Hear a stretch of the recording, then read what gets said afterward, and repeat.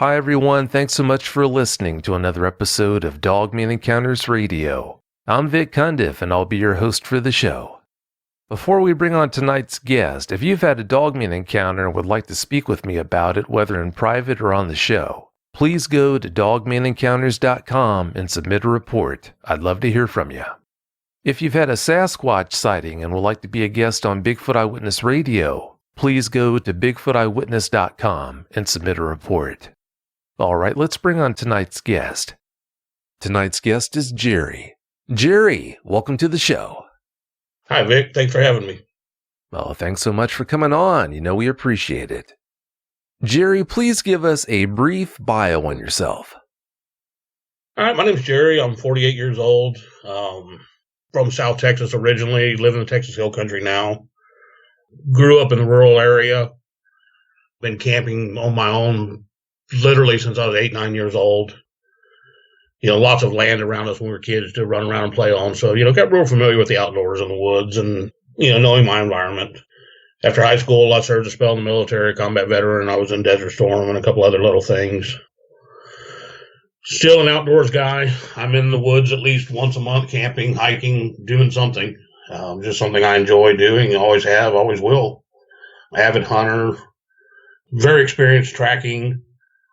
Did that to an extent in the military, along with some other things. But I'm a paint and body guy for a street rock fabrication shop.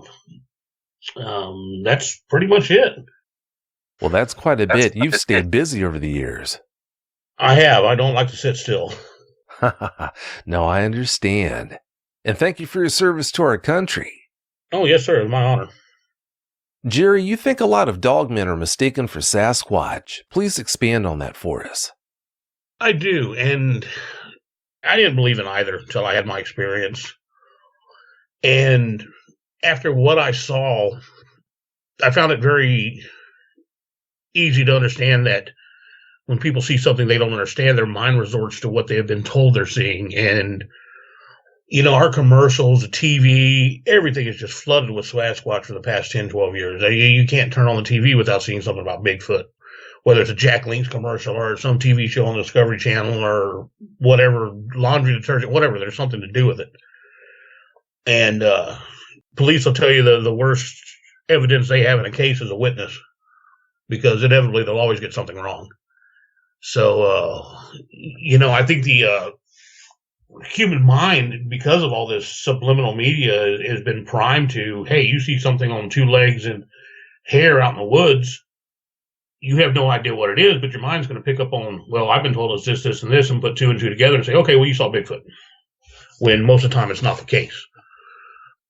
It's easy to write that off and say, you know what, it was Bigfoot, it was Bigfoot, it was Bigfoot, and unfortunately, in our media, there's so many shows out there. When you look at these shows, that you got these guys that are so-called experts, and every broken blade of grass, oh, yep, that's a Bigfoot. That's how Bigfoot breaks grass. And it's just become ridiculous. And so that's, I guess, in a nutshell, why I think that. And after my encounter and my follow-ups and going back and looking and researching and talking to witnesses and talking to other investigators or researchers, whatever term they like to use, I've seen more suggestions from their comments that they saw this thing we're calling Dogman, as opposed to them seeing the traditional Sasquatch. Oh, I'm sure you're right. I'm sure in a lot of cases, people actually saw a Dogman, but the investigator they reported it to convinces them somehow that it must have been a Sasquatch. No, I think you're right. You had your encounter in March of 2014 in East Texas. It's common knowledge that a lot of Sasquatch encounters occur in that part of Texas, but have you done any research to see how many Dogman encounters have been reported there? I have. Just a handful. And after spending some time with a lot of Bigfoot researchers and going out in that area, it's become such a common place because of its proximity to Houston.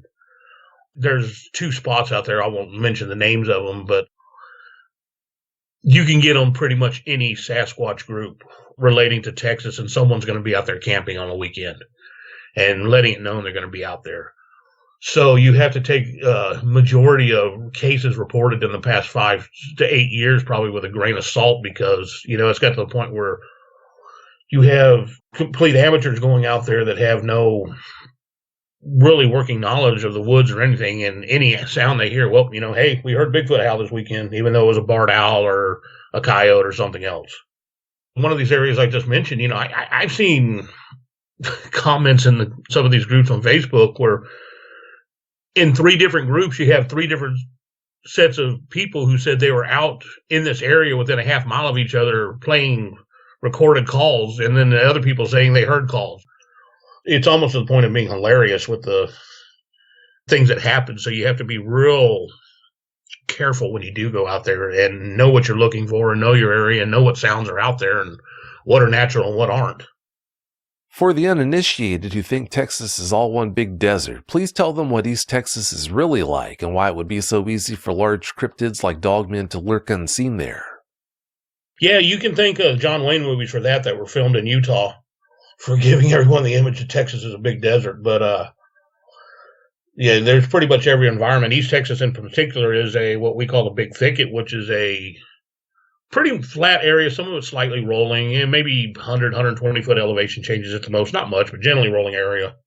Semi-swamp in areas, but the majority of it is a pine forest with hardwood undergrowth, and it is extremely thick, dense forest. And this is the type of, like you would see in the Ozarks, foliage and vegetation, but without the mountains. In the summer and the springtime, spring especially, when everything's blooming and growing fresh, you can walk 5 foot off the hiking trail and not see the hiking trail. You can have your buddy dressed in orange and 10 foot away from you can't see him.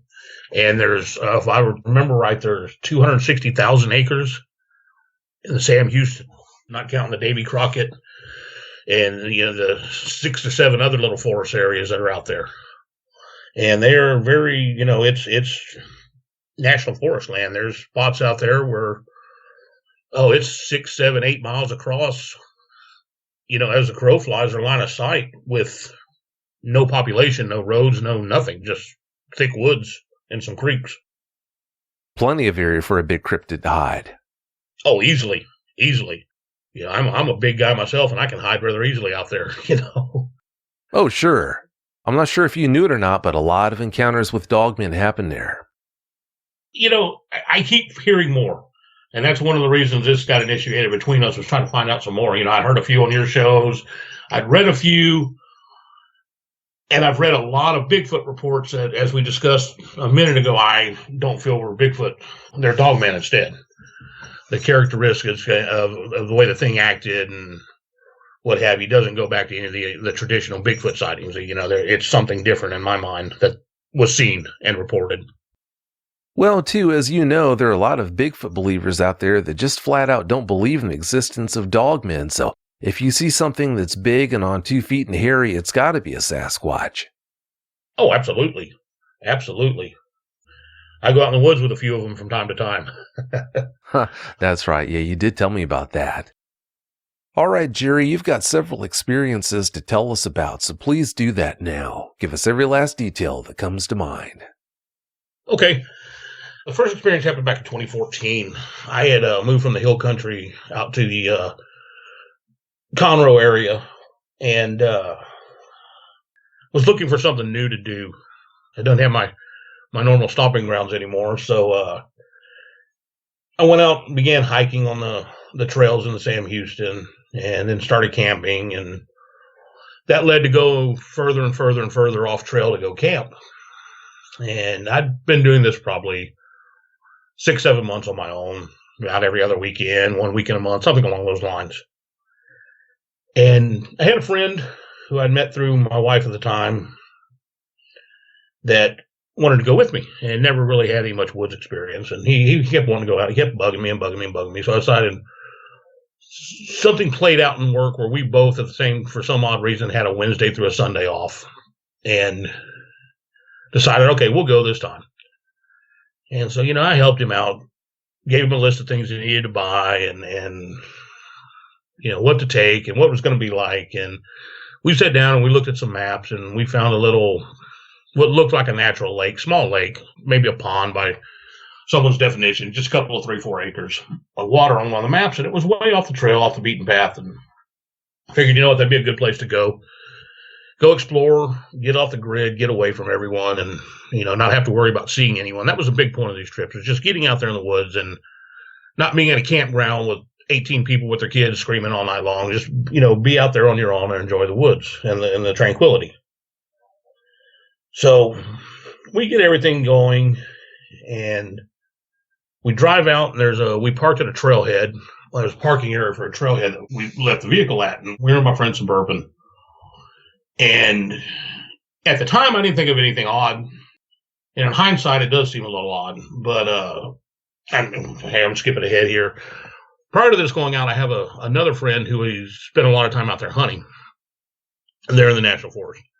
And he told me the last couple of times he'd been out there, he'd run into a couple of activist groups, I guess, for lack of better terms, in the parking lots where he stayed at. They were, basically just giving him slack about hunting and how it was bad and blah, blah, blah, blah, how he was a bad person.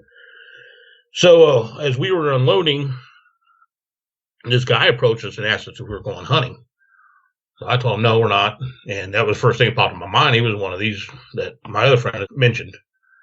And, no, we're just going to go camping, etc. We changed pleasantries, and we put our backpacks on. We're getting our gear on. We started walking off, and we got a couple of steps off, and he goes, hey, guys, just be careful out there. You never know what you'll run into in the woods. And didn't think nothing of it, and I thanked him, all right, and we went on. And it was probably about hour and a half hike back to where we were going. We got off the trail quite a bit, so we had to break some brush, and ended up finding the spot we wanted. And it was a nice little pond, nothing fancy, a little bit overgrown because nobody had been out there to manicure it. We found a spot, we set up camp.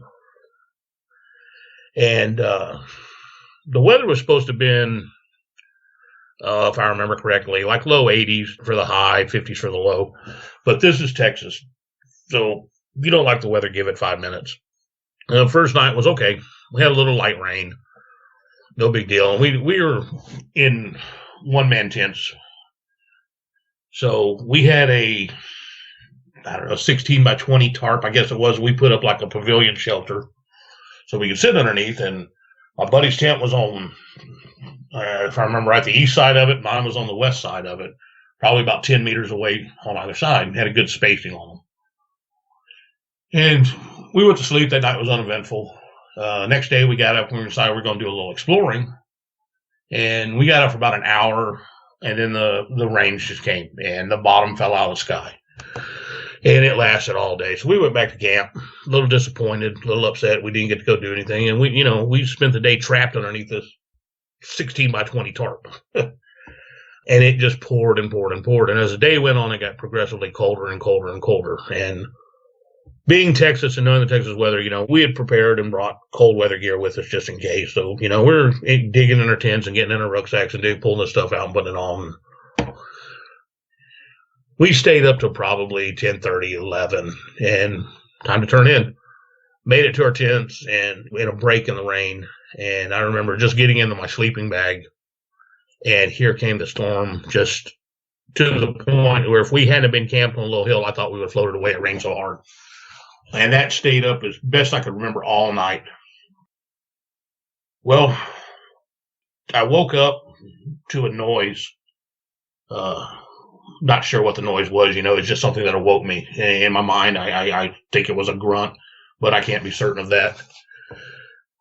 And it was just becoming daybreak. It was that point where it's just enough light filtering through the rainfly of the tent to tell you that it was becoming daytime outside. So I'm going to guess it was probably around 6:30 a.m.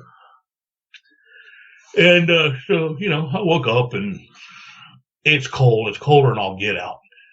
I think I was in like a 35-degree sleeping bag, and I was just freezing in that thing. And I went to roll over and zip it up, and when I did, I heard a growl. And it wasn't anything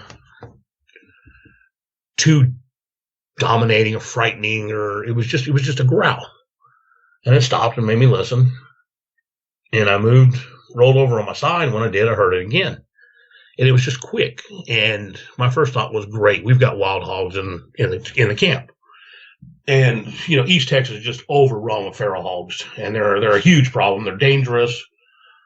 They just pretty much need to shoot them on sight when you see them. So that was my first thought. We've got hogs in the camp. So I sat there, or I laid there, and listened. And there was nothing. And with hogs are constantly moving. They're constantly busy. They're grunting, snorting, rooting, clacking their hooves, just making all kinds of ruckus. And there was none of that. So I listened again, and then I heard another growl. And this time it was faint, but it was more of a dog. And I was thinking, well, somebody's dog got away, or we got a lone rabid coyote. Because usually I've never seen a coyote come into camp and growl at you. Let's put it that way. I've seen thousands of them over the years and just never seen that. So that made me pay a little bit more attention.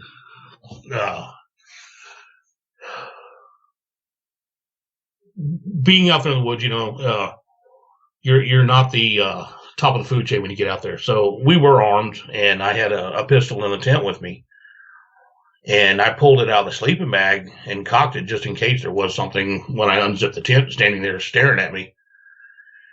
And when I did cock it, this growl went off. And the best way I can describe it is I have a little Chihuahua that makes that little rolling growl. And if you took that and you amplified it by 100 times and you made it about 10 octaves deeper than what that little dog does. And this thing went on for what seemed like 2-3 seconds, and it made every hair on my body stand up. When it quit, I was froze. I wasn't, I was thinking to myself, was that a bear? Wait, no, we don't have any bears in East Texas. What the heck was that? I could hear breathing. It was a soft, heavy breathing, not like something was out of breath, but just as it was just sitting there, and it was just powerful. And my mind starts putting 2 and 2 together, and all of a sudden I think to myself, wait a second. This sound is coming from, I'm guessing, about 15 to 20 feet away from my tent. But it's not down at ground level where a dog or a pig would be. It's up in the air, 6-7 foot in the air, like someone standing there. So then I was like, wait a second. There's someone out there. And about the time I thought that, now, sorry, I forgot to put this detail in there. This is pine forest. It's early spring. It's end of winter, right at the beginning of spring. So the entire floor, for the most part, is just covered with pine needles. The soil out there is kind of a beach sand. It's just real sandy loam, very little clay in it, very soft. It's been raining all night, so anything moving is quite audible, because you're going to get that nice squishing sound from the pine needles throughout. So my mind's thinking, there's somebody out there. There's someone there. And about that time, I hear it walk off. I can hear clear, definitive footsteps. And it's not trying to be quiet. It's just walking. Like if you had told me, hey, I'm going to the bathroom, I'll be right back, and you started walking off through the woods. And it dawned on me. I said, that's on 2 legs. And at this point, I got mad, because I thought back to what my friend had been telling me about those people jacking with him while he was hunting. And that was my first thought. I was like, there's somebody found our camp, and they're messing with us. So I unzipped the fly on my tent, and I come crawling out of it. When I'm looking straight at my buddy's tent, and he's doing the same thing at the same time. And he looks at me, and he's like, did you hear that? And I said, yeah, watch me, or cover me. And because, I'm just in a pair of shorts. I get up and I'm putting my pants and my clothes on and get my boots on. And so I watch while he gets dressed. And it was probably just 2-3 minutes. But it was enough time for whatever or whoever that was to get ahead of us. So he comes over and we're talking. He's like, what was it? And I said, man, there's somebody out there messing with us. That was somebody that walking. That was on 2 legs. And, I said, let's go find them. Let's go have a talk with them. So I walk off in the direction where the sounds were coming from, and it's easy to find the trail. There's not definitive foot tracks, but there's obvious impressions in the pine needles and the loose leaves and stuff on the ground, because it was just raining all night. So a blind person could follow this trail. We take off after it. Like I said, it's got a couple of head start on us. And I'm thinking to myself, well, this guy's kind of fast. The strides weren't. I'm 6'1", and the strides weren't much bigger than what I took if I was walking at a fast pace. But we still couldn't hear anything. So I was thinking it was that far, or he was that far ahead of us. He, she, whatever it was that far ahead of us. Well, we went through probably 400 or 500 meters, and we came across a creek bed, a small creek. Most of it just open creek bed, real sandy.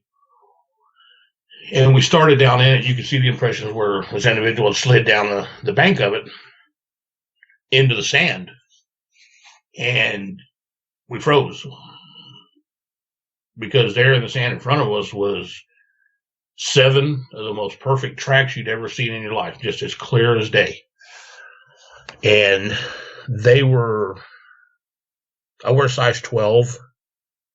They were very close to my foot, maybe just a hair bigger because I had my boots on, and they were about the same size as my boots, so maybe a 13-inch track. The best way to describe them were, take a human foot with a high arch, how it'll make that real thin taper in the center and then come back to the heel. And it was almost identical to a human track with the exception that it had 5 toes, but each one of them had a claw impression, just like a canine would leave. And, cats when they walk, even big cats will retract their claws and they don't leave nail marks. A dog's the only thing that will do that. And these weren't fantastical, some creature from the labyrinth claws or whatever. It was just like a dog's toenail, just bigger. Later research, I learned most wolves in America, the big wolves, their tracks are 4.5 to 5 inches across for a very large wolf.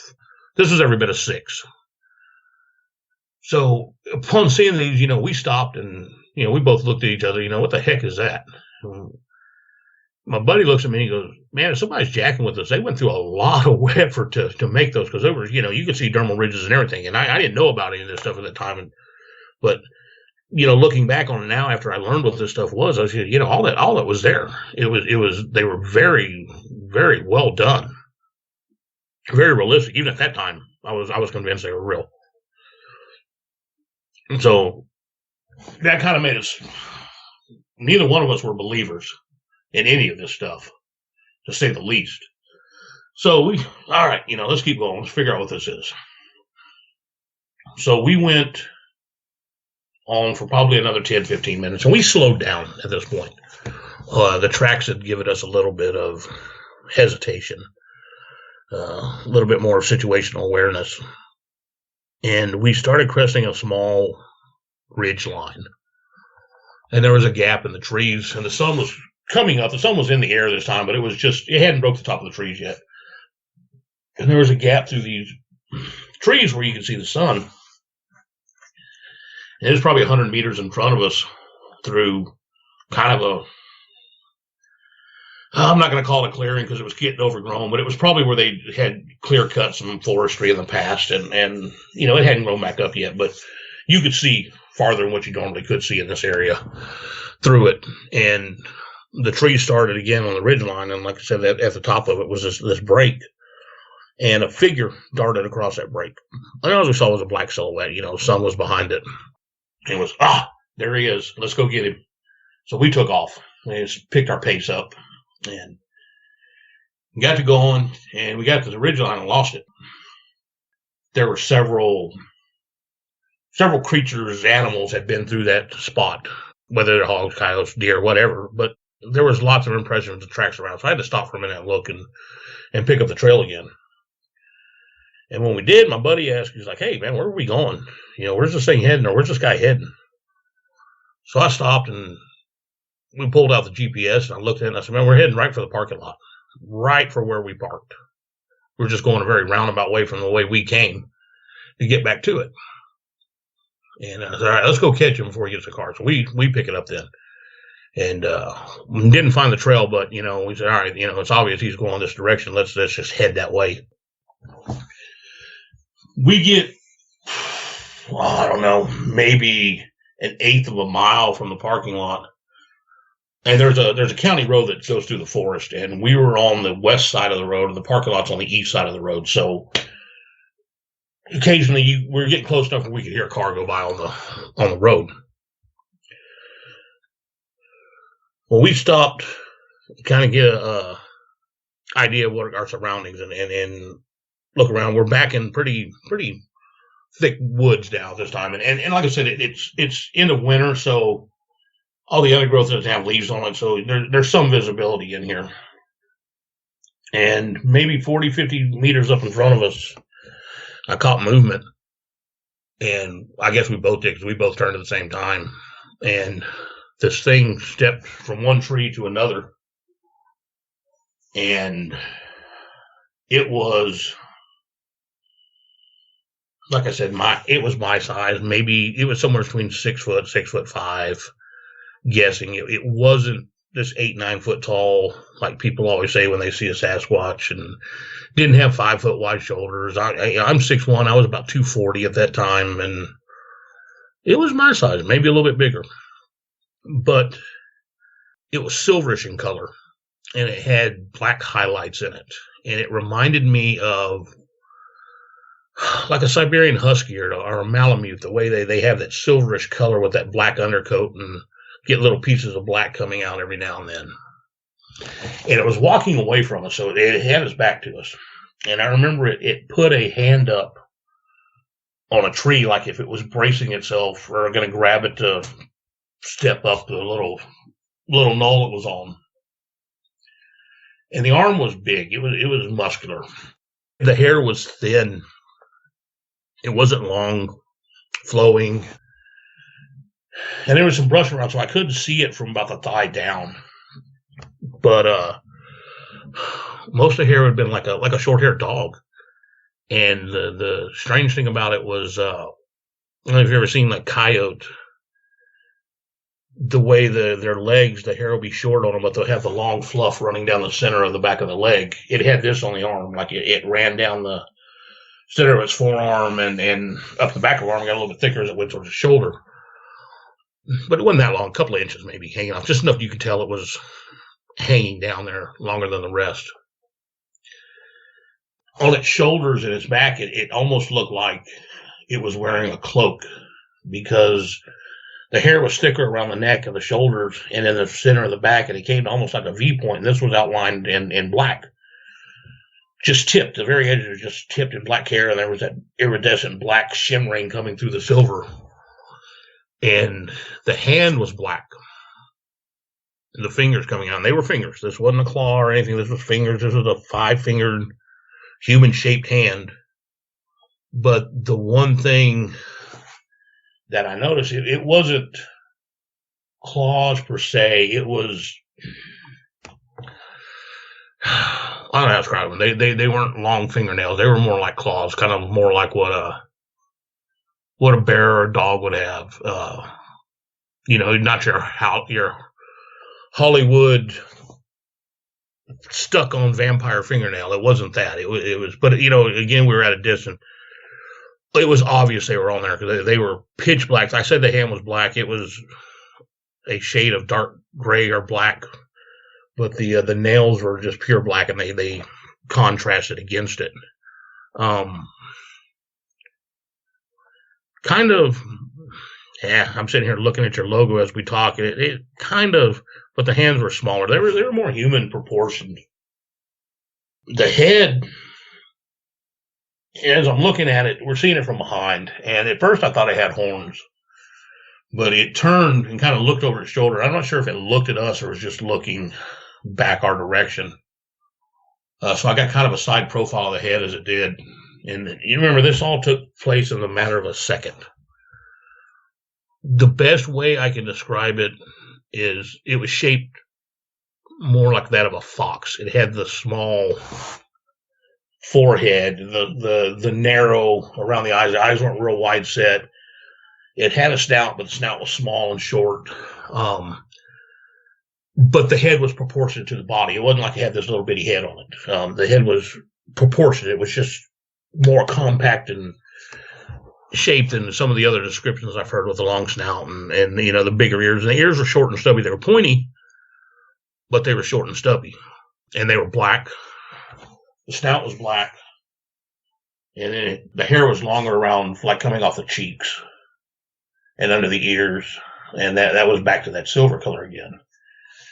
And it looked over its shoulder in our direction just for a millisecond, then turned around and it took off running. And two things crossed my mind at that point, and I was like, that guy is an idiot for wearing that costume out here with armed people, where he knows people are hunting, coming out here dressed like that. What an idiot. And the second thing was, that guy is in really good shape, because he took off and he was agile and it moved. It wasn't anything superhuman like that, but it just moved. It was pro athlete level. And we both kind of sat there dumbfounded for a couple of seconds and looked at each other and, man, well, let's go get him. And my buddy's like, man, I'm not going after that. I said, oh, come on, man, we got to go. We're this far. We got to go find out what's going on. So I take off and I kind of force him to go with me. He's obviously upset, and for some reason it didn't scare me. It kind of made me mad, and at the same time it made me want to see what this was. And I was still at this point thinking, why is this guy doing this? So we take off and we get going, and right about the time we get to the road, or where we can start to see the road, we hear a car start in a parking lot and take off out of the parking lot, peeling the rubber. Hits the county road and squeals tires. So we go over, we check our truck, make sure everything's okay. Nobody messed with it. Nobody egged it. Nobody cut our tires for being hunters or anything. And kind of sat there for a minute. I was like, man, we got to go back and get camp. Let's go back to camp. We still got the rest of the weekend. My buddy's like, man, I'm not staying out there anymore. Like I said, he's obviously distraught. And I couldn't get him to go back. So I was like, all right, I'll go back and I'll break down camp. So I go back to break down camp, get it all packed up. And I'm coming back out, and I've got my backpack, and I got his backpack. And all of a sudden, my mind starts going, hey, that might not have been a costume. So the the nerves go up, and the alarms start going off in the body, and I start moving a little faster and start paying a lot more attention to every noise I hear, and make it back, get in the car, take off. And we're about 35, 40-minute drive from my house.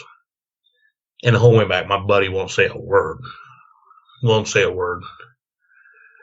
And we get to my house, and I had a detached garage that was kind of a place for my bikes and the little man cave. And that's where we always hung out on Friday night. And we went there, and I offered him a beer, and no, I don't want one. And this is the guy that never turned down a beer.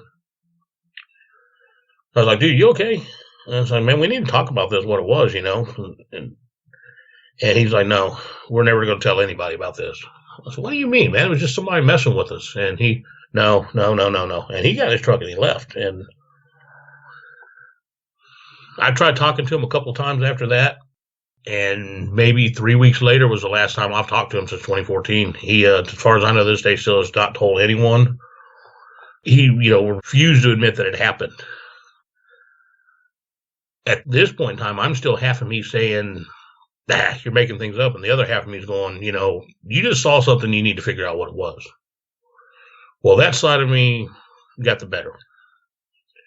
And I kept it to myself for, I don't know, probably a year. And I went out camping with another friend, similar area, his old military buddy.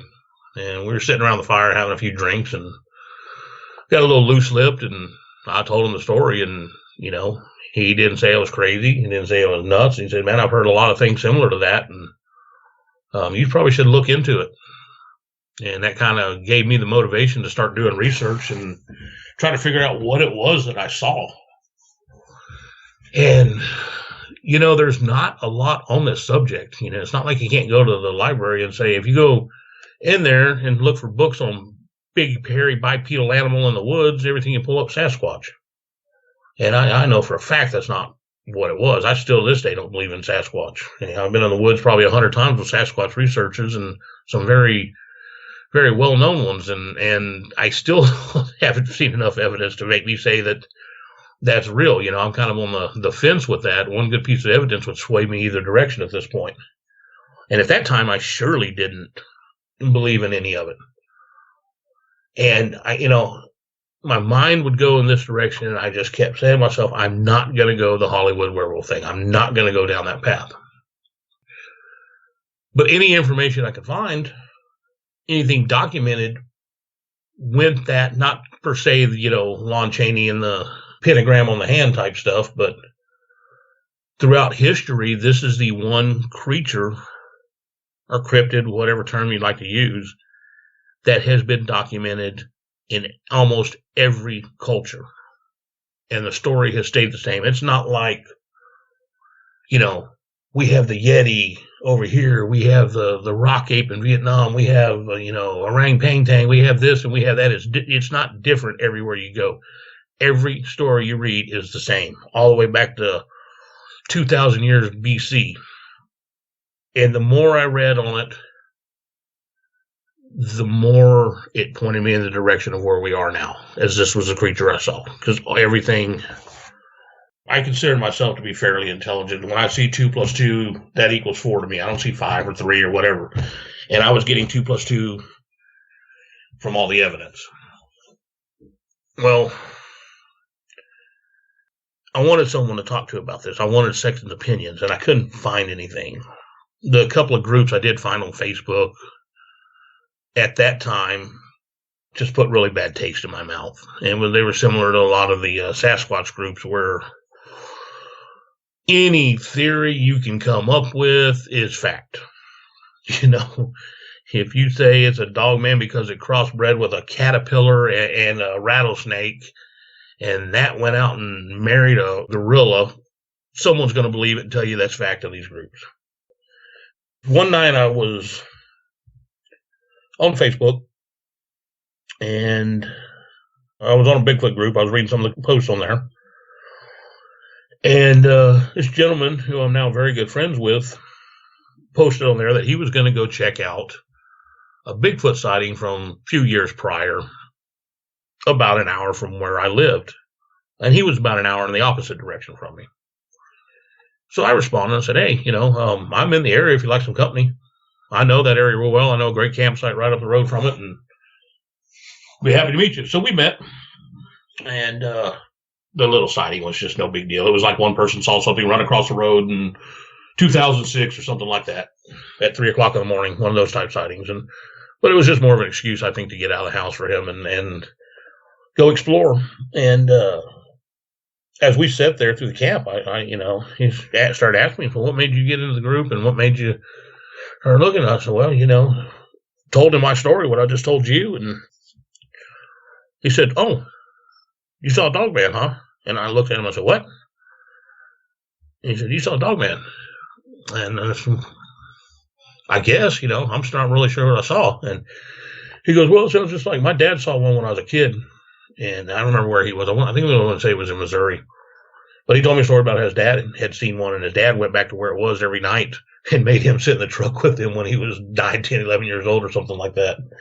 And that was his introduction to cryptids. But he helped fuel the fire to get me to go back out there more and keep going. I'm bound and determined now to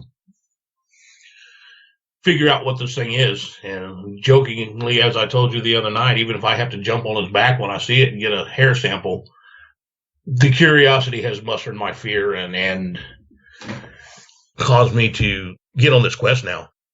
Next month will be the 5th anniversary from this encounter, and I'll be back out there on the closest weekend to it. We went back, it was the 3rd year, so 2 years ago. 4 years ago. It was the 3rd year after it happened, so it was 2017. It was the first time I went back to that exact spot and stayed. That military buddy I mentioned earlier, and he was either brave enough, stupid enough, or loyal enough to go out there with me to go and try to find this thing. And we spent 3 nights out there and had nothing. No strange noises, no tracks, no visitors in the camp. But on the last day, we went out walking, and it's 12, 1 o'clock in the afternoon, and it's warm this time. It's not like that weekend where it was cold and freezing. It's up in the upper 80s and clear skies. It's just a beautiful day. And we're walking along through the brush, and we keep hearing something up ahead of us that sounds large. It's, if it's an animal, it's a big hog or it's a person. So we keep following the noise, but we can't ever get up to it to see what it is. This goes on for 30, 40 minutes probably. I don't know. I wasn't timing it. This is just a guess. But we could begin to hearing the sounds of, at first, we kind of looked at it and it was like, is that kids we're hearing? As we get closer, it's like, sure enough, yeah, that's children. That's two kids we're hearing. So we kind of picked up the pace a little bit.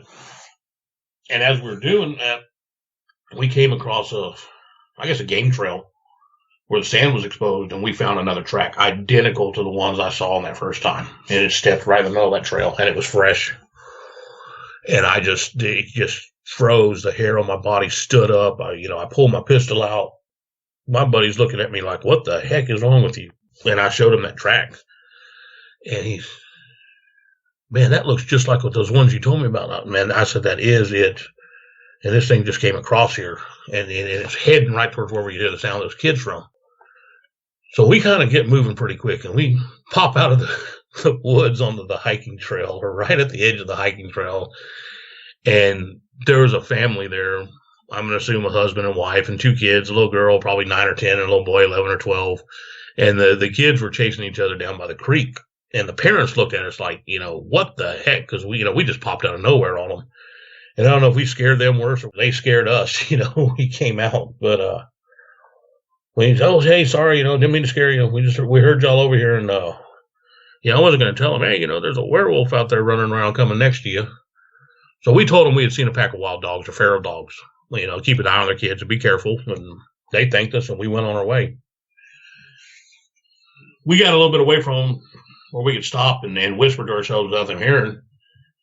And my buddy was like, what do you think? And I said, man, if this thing is what I've been researching and what keeps coming up and what my mind keeps telling me it is, we need to go see if we can find it before, it was obviously watching those people and those kids, or it was drawn to their sound or something. So we went kind of cross path back and forth where we'd seen that track, and we couldn't pick up any more. And I said, all right, well, it came from this direction. Let's backtrack it and see if we can't maybe find where it came from or something of that nature. So we started going back in the woods just, based off of the opposite direction of where this track was heading. And it was dry. It hadn't been raining. So, like I said, 1, 2 o'clock in the afternoon by this time. The sun had been out all day, so any condensation from the morning was gone. So tracks were kind of hard to read. You can pick up a faint hint of one from time to time. We got 600-700 meters in the woods, and maybe not even that far, maybe 4 or 5. And there's kind of a little natural trail through there. And hanging here on this branch, just out of the blue, is a brand new pair of shorts and a brand new t-shirt. Kind of the cheap Walmart basketball shorts and just a plain old Hanes t-shirt. And we're thinking to ourselves, well, somebody's skinny dipping, they're a long way off. The creek's a couple 100 yards that way.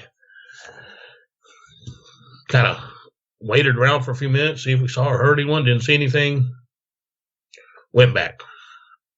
And I didn't think anything about that at all until a couple of 3 weeks ago, listening to your podcast. And there was one episode with a gentleman whose uncles had killed the dogmen. And he was telling a story about the things his uncles told him to watch out for. And he said one of the things to watch out for was a set of clothes out in the woods where they shouldn't belong. New, clean clothes. And he said they'd usually be real cheap, throwaway clothes that if they got lost, they would not be an issue. And 2.5 years later, 3 years, whatever it is, my mind just went, wow. That was probably one of the biggest clues I ever had. It was right in my face, and I never knew it. I just wrote it off as someone out there with their girlfriend drunk and forgot their clothes. And So we went back on one other occasion and found some tracks. When we got I've got a crude cast of them. It's not the best in the world. And like I said, the first couple times we saw the tracks, I didn't know anything about casting tracks or any of that other stuff. I'm going to thank my friends in the Bigfoot community for teaching me how to do that and gather evidence.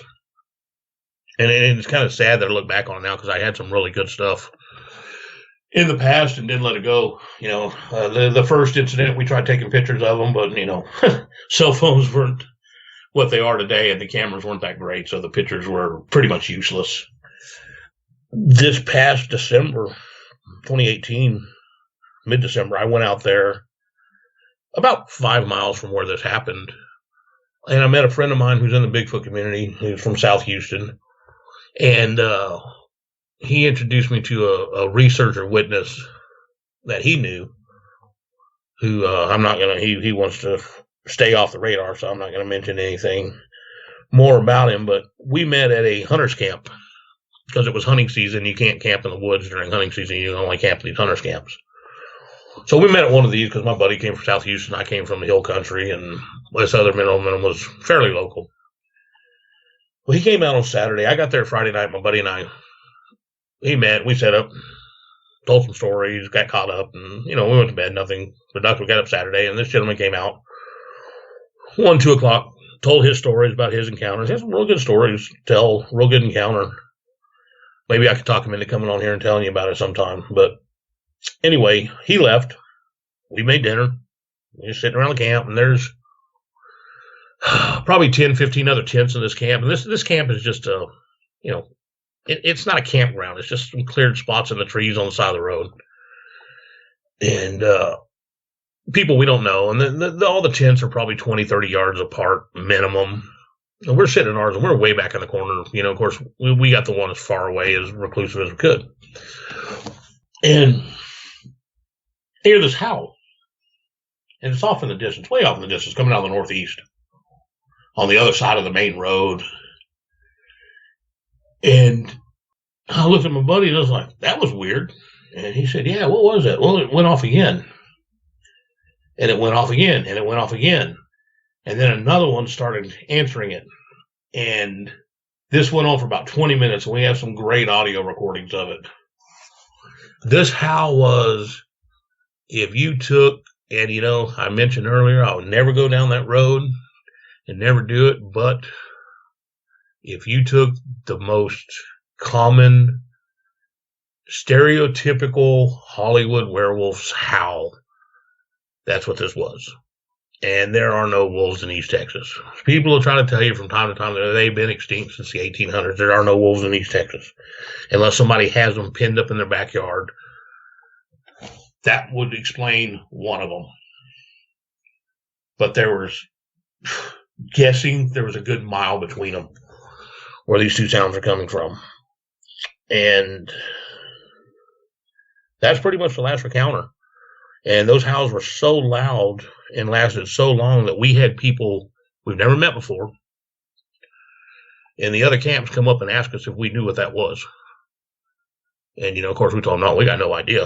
I don't know what that is. Coyotes are there. Like, no. I've been hunting all my life. I know what coyotes are. Those aren't coyotes. I don't know what that is. And that's pretty much it for the last encounter.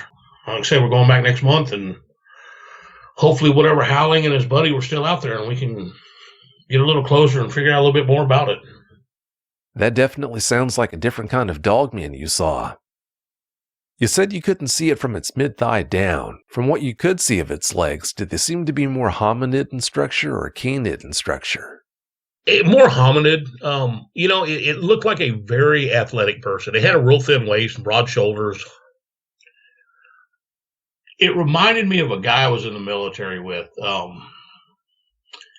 He used to be a guy that was in the gym, used the same gym I did, and this guy was about 6'3", pretty much a bodybuilder, but it seemed like all he did was his upper body, and he had no legs. He had average-sized legs and this huge upper body, and we used to pick on him all the time about it. And that's what this reminded me of, because it had the big arms, big shoulders, and a nice V structure from behind going down to a thin waist. But then the legs just kind of, and I can't tell how proportionate they were either. Because like I said, I was seeing mid thigh up probably.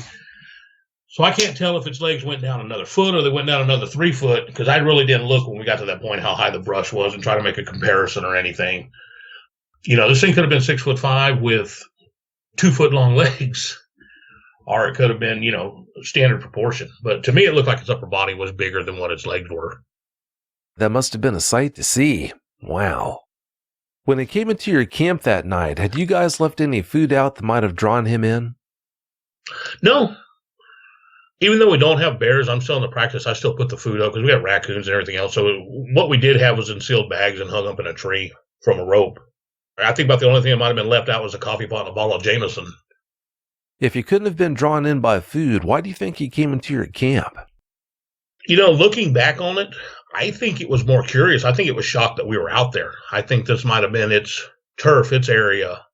And because we were so far off the beaten trail where, normal people didn't go out here and camp. We're a little weird. So I think it was more, what is this? Why are these people out here? And I think it may have been watching us the night before, but it was raining so heavy that we just, we didn't pay attention to it, is my thoughts.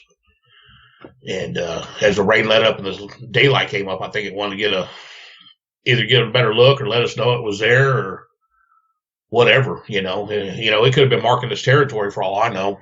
Ground was so wet you couldn't tell.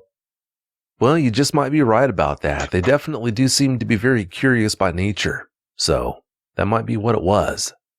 How frustrating has your friend's refusal to talk about your encounter been?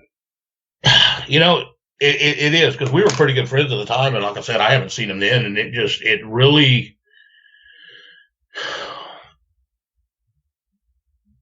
It was hard to deal with, because it's, I'm like, this guy was right there with me. And even he's saying I'm crazy and won't admit. And I think he won't admit, or he would admit then. I don't know if he has it in or not since, because I haven't talked to him in years. But I don't think he wanted to admit he was crazy. Or he was afraid people would think he was crazy, or he just couldn't believe what he saw. It scared him so bad. I don't know. Well, as you know, people have different ways of dealing with things like that. It's just a shame that he decided to deal with it that way. Yes, it is. It is. I would have much preferred him going back out there with me and getting answers than tucking it all away, because I don't know what became of him. I don't know how he's handled it now, or if he's just forgot about it, moved on, or if it's, something he's still carrying with him. Well, I wouldn't be surprised if he is carrying it with him. And with that in mind, I do think he'd be a lot further ahead if he wouldn't have just tried to shut it away. But it's hard to say. You never know. Did you ever tell your wife about your encounter? And if you did, how'd she respond? Well, I'm no longer married, but I was at the time. And about a year later, yeah, we did discuss it one night. Probably, I would say a year, maybe 6, 7 months. And she was very open-minded. And I want to say half of her believed me, and the other half was like, yeah, you saw something else. And that was really it. We only talked about it once or twice. And every now and then there was a joke about, hey, I was going hunting or something. All right, watch out. Don't, your monster's going to come get you. That kind of stuff. But other than that, there was really no more discussion of it. Wow. Of all the ways that she could have responded, it really is a shame that she would have responded that way. That's probably one reason why we're no longer together. But I'm going to say that's not the reason, but it adds to the list. Well, if it is, I could definitely understand why. You say you're obsessed with learning more about dogmen. Do you have any concerns about putting yourself in a bad situation because of that? I get asked that question a lot. And after what I saw in the military and things I did, I kind of got this mentality now that whether you're a believer or not, I kind of think the old notion, there's a list somewhere with your name on it and how you're going to go. And it really doesn't, there's nothing you can do about it. Because I saw bad things happen to people that shouldn't happen in combat, and people who should have had bad things happen to them got off scot-free. So, yes, I know there's a chance that something bad could happen if this is what it is. And so I try to be prepared for it. I'm not saying I'm going out there hunting one to kill one, but at the same time, I'm not going to get mauled to death either. So, I do make sure I have some form of protection. Now, whether it works or not, no one knows. You hear one story, and I've heard them on your show, where they're killed with a plain old shotgun, and then, you read some of the tales, and it's hard to distinguish how much is Hollywood and what's reality anymore. I can understand what you're saying when you're talking about everyone having a number, but death by dogman, that's definitely not my idea of a good way to go out. I can think of a lot of ways that would be a lot better than that to go out. I will agree with you on that, but, if that's what's been chosen for me, yeah, that would be pretty rough. Well, it's about time for us to get out of here, Jerry, but before we do you have any closing comments you'd like to share? Hopefully someone hears this that's in the East Texas area, in that vicinity, or even in Texas anywhere, Texas, southern Arkansas, southern Oklahoma, that has seen something similar and maybe has another piece to my puzzle. We can work on this together. Maybe they got the corner piece I'm missing. I'll give you an email that I made specifically for this. It's TX for Texas, dogman, all one word, @gmail.com. Well, that makes it easy. Jerry, I want to thank you so much for coming on and telling us about those experiences. I really appreciate it. No, thank you, Vic. Thanks for letting me come on here and tell it to someone who will listen. That's always a good thing. Oh, you're welcome. You are welcome. Well, thanks again so much for your time. Have a great night. If you've had a dogman encounter of your own and would like to speak with me, whether in private or on the show, please go to dogmanencounters.com and submit a report. I'd love to hear from you.